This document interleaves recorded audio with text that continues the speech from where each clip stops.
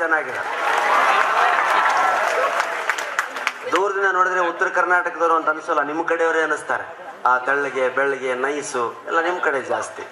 ನಾನು ಹೆಂಗಿದ್ದೀನೋ ಅದು ನಮ್ಮ ಕಡೆ ಸ್ಪೆಷಾಲಿಟಿ. ನಾನು ಯಾರಿಗೂ ಹೆದರೋದಿಲ್ಲ.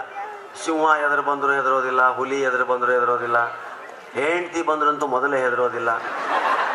ನಾನು ಹೆದರೋದು ಈ ಮಂಗಳೂರು ಭಾಗದಲ್ಲಿ ಹಾಸ್ಯ ಸಂಜೆ ಬಂದರೆ. ಯಾಕೆಂದ್ರೆ ಇಲ್ಲಿ ಜನ ನಗೋದಿಲ್ಲ, ಬಹಳ ಕಡಿಮೆ ನಗು. ಇವತ್ತೇನೋ ನನ್ನ ಪುಣ್ಯ ನಗ್ತಿದ್ದೀರಿ ನೀವು. ನಗ್ತಾರೆ, ಎಂಜಾಯ್ ಮಾಡ್ತಾರೆ, ಸಂತೋಷ ಪಡ್ತಾರೆ, ಎಲ್ಲ ಮೌನವಾಗಿನೇ. ನನಗದೇ ಭಯ. ಮಂಗಳೂರಿನಲ್ಲಿ ಒಂದು ಪತ್ರಿಕಾ ಮಿತ್ರರ ಕಾರ್ಯಕ್ರಮಕ್ಕೆ ನಾನು ಬಂದಿದ್ದೆ. ಬಂದಾಗ ಸುಮಾರು 1.5 ಗಂಟೆ ಮಾತಾಡಿದ್ವಿ ನಾವು, ಇಬ್ಬರು ಸ್ನೇಹಿತರು ಸೇರಿ. ಮಾತಾಡಿದ ಮೇಲೆ ಒಬ್ಬ ವ್ಯಕ್ತಿ ಮುಂದೆ ಬಂದು ನಿಂತು ಕೇಳಿದ, ನಿಮ್ಮದು ಬರೀ ಮಾತಾಯ್ತು, ಆಟ ಯಾವಾಗ ಅಂದ. ಯಾವ ಆಟ ಆಡ್ಬೇಕು ನಾವು ಅಂತ ಕೇಳಿದ್. ಮತ್ತೆ ನೀವು ಬರೀ ಮಾತಾಡ್ತೀರಲ್ಲ, ಆಟ ಯಾವಾಗ ಆಡ್ತೀರಿ? ಇಲ್ಲ ಸ್ವಾಮಿ, ಇದೇ ನಮ್ಮ ಆಟ, ಮಾತೇ ನಮ್ಮ ಆಟ ಅಂತ ಹೇಳಿದ್ರೆ ಅವ್ರಿಗೆ ತಿಳಿಲಿಲ್ಲ. ಇಲ್ಲ, ಇದು ಸಾಕಾಗ್ಲಿಲ್ಲ ನಮಗೆ. ಅವರಿಗೆ ಈ ಭಾಷೆ ಕ್ಯಾಚ್ ಆಗಲೇ ಇಲ್ಲ, ಅರ್ಥ ಆಗಲೇ ಇಲ್ಲ. ಅದಕ್ಕೆ ಮಂಗಳೂರು ಭಾಗದ ಕಾರ್ಯಕ್ರಮ ಅಂದ್ರೆ ದೊಡ್ಡ ಭಯ ನಮಗೇನು ಅಂದ್ರೆ, ಎಂಜಾಯ್ ಮಾಡ್ತೀರಾ ನೀವು? ಭಾಳ ಜನ ಹೇಳಿದ್ರೆ ನಮಗೆ, ಭಾಳ ಚೆನ್ನಾಗಿ ಎಂಜಾಯ್ ಮಾಡ್ತಾರೆ ಸರ್ ನಮ್ಮ ಜನ. ಮತ್ತು ನಾವು ಯಾಕೆ ತಿಳ್ಕೊಬೇಕು ಅದನ್ನ? ಅವ್ರು ಎದ್ದು ಹೋಗ್ಲಿಲ್ಲ ಅಂದ್ರೆ ನಿಮ್ಮ ಭಾಷಣ ಅವ್ರಿಗೆ ಹಿಡಿಸಿದೆ ಅಂತಲೇ ಅರ್ಥ. ಇದೆಂತ ಮಾನದಂಡ ಇದು?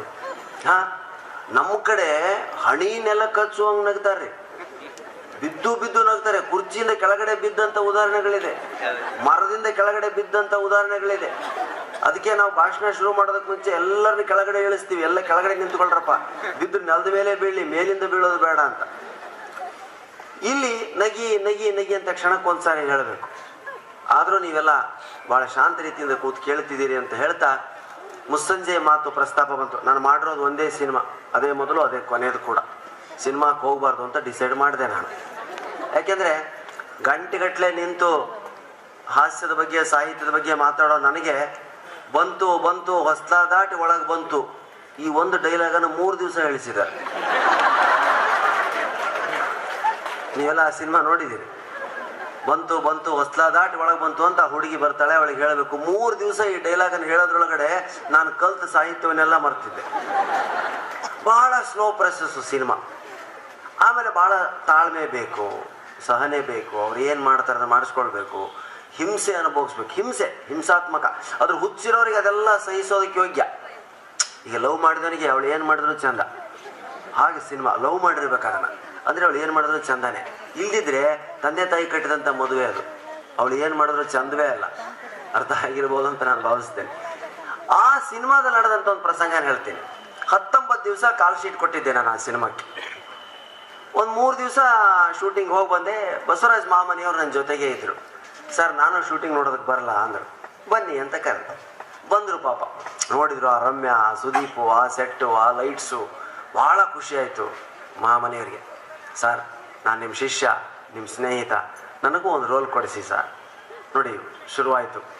ನಾನು ಆಯಿತು ಮಾಮನಿಗೆ ಕೊಡಿಸ್ತೀನಿ ಅಂತೇಳಿ ಡೈರೆಕ್ಟರ್ ನಮ್ಮ ಪರಿಚಯದವರೇ, ಪ್ರೊಡ್ಯೂಸರು ನಮ್ಮ ಊರಿನವರೇ ಕರೆದು, ಸರ್ ನೋಡಿ ಬಸವರಾಜ್ ಮಾಮನಿ ಅಂತ ನಮ್ಮ ಭಾಗದ ಕಲಾವಿದ, ನೋಡೋದಕ್ಕೆ ಭಾಳ ಚೆನ್ನಾಗಿದ್ದಾರೆ. ದೂರದಿಂದ ಅನಿಲ್ ಕಪೂರ್ ಕಂಡಾಗ ಕಾಣ್ತಾರೆ. ಪಲ್ಲವಿ ಅನುಪಲ್ಲವಿ ಚಿತ್ರದಲ್ಲಿ ಅನಿಲ್ ಕಪೂರ್ ಇದೇ ಥರ ಇದ್ದಾರೆ. ಅಂದರೆ ಅನಿಲ್ ಕಪೂರ್ಗೆ ಸಿವಿಯರ್ ಟೈಫಾಯ್ಡ್ ಆದರೆ ಹಿಂಗಾಗ್ತಾರೆ. ಆ ಮಾತು ಬೇರೆ. ಟೋಟಲಿ ಸ್ವಲ್ಪ ಅನಿಲ್ ಕಪೂರ್ ಕಂಡಾಗ ಕಾಣ್ತಾರೆ. ದಯವಿಟ್ಟು ಇವ್ರನ್ನ ಒಂದು ರೋಲ್ ಕೊಡಿ ಅಂತ ಕೇಳಿ. ಆಯಿತು, ಕೊಡ್ತೇವೆ. ಎಲ್ಲಿ ಆ ಸೂಟ್ ತೊಗೊಂಬನ್ನಿ ಅಂದರು. ಎದೆ ಒಡೆದೋಯ್ತು ನನಗೆ. ಯಾಕೆ 19 ದಿವಸ ಕಾಲ್ ಶೀಟ್ ಕೊಟ್ಟು ನನಗೆ ಬರೀ ಒಂದು ಪ್ಯಾಂಟು ಶರ್ಟು. ಇವರಿಗೆ 85,000 ರೂಪಾಯಿ ಬೆಲೆ ಬಾಳೋ ಸೂಟ್ ಬಂತು. ನಾನೇ ಪರಿಚಯ ಮಾಡಿದಂಥ ವ್ಯಕ್ತಿ.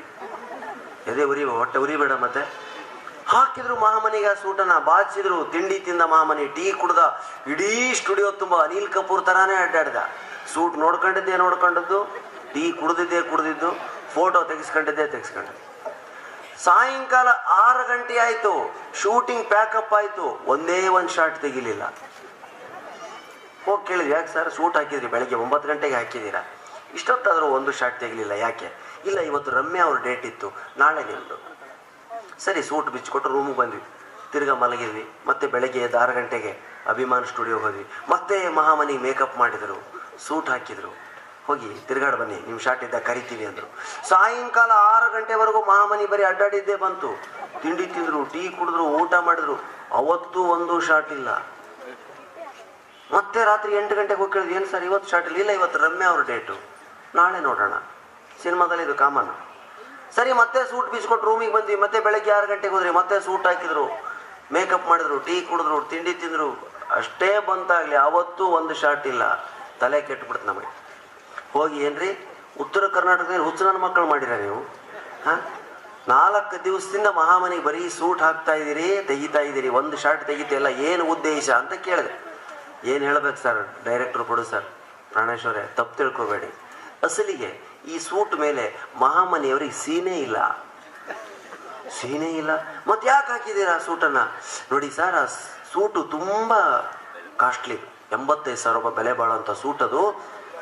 ಆ ಸೂಟ್ ತಂದು ಕಾಸ್ಟ್ಯೂಮ್ ಡಿಸೈನರು ಹ್ಯಾಂಗರ್ ತರೋದು ಮರ್ತು ಬಿಟ್ಟಿದ್ದಾರೆ.